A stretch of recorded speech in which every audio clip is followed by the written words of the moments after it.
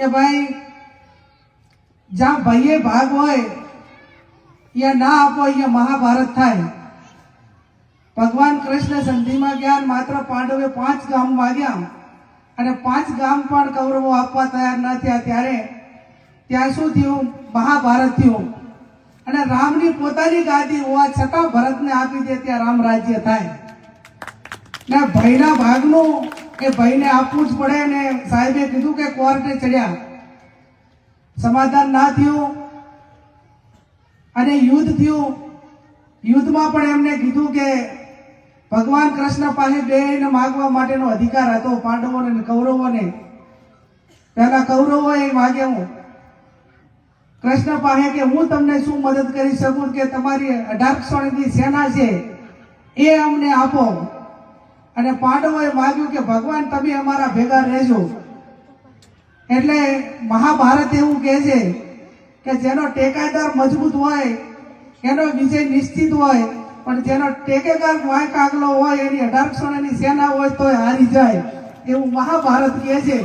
એટલે ટેકેદાર રાખવા તો મજબૂત રાખવા, ભલે ઓછા હોય પણ યુદ્ધના મેદાનમાં સામેવાળાને એમ લાગવું જોઈએ, લડવા વાળાને કે ભાઈ સામે કોણ છે, એટલું હોય તો 50% તો યુદ્ધ જીતી જવાય। આ યુદ્ધ એ માત્ર આપણને પ્રેરણા છે, પણ રોજિંદાના જીવનમાં ક્યાં બાંધછોડ કરવી, ક્યાં ભાઈઓ સાથે મેળ રાખવો, ક્યાં આપણા હકનું હોય આપણા પૂરતું ને ભાઈઓનું હોય ને ભાઈઓને આપવું। ગૌ માતાને 33 કરોડ દેવતાનો વાસ આપણે કહીએ, પણ ઘરે ગાયનું આપણે પાલન પોષણ ના કરી શકીએ। આપણે પશુધન સાચવવા વાળા બધા ખેડૂતો છીએ, એક ગાય આપણે સાચવીએ તો ઘણા બધા પરિવારો એક ગાય રાખે તો પણ ગૌશાળાઓને ઘણી બધી મદદ થાય।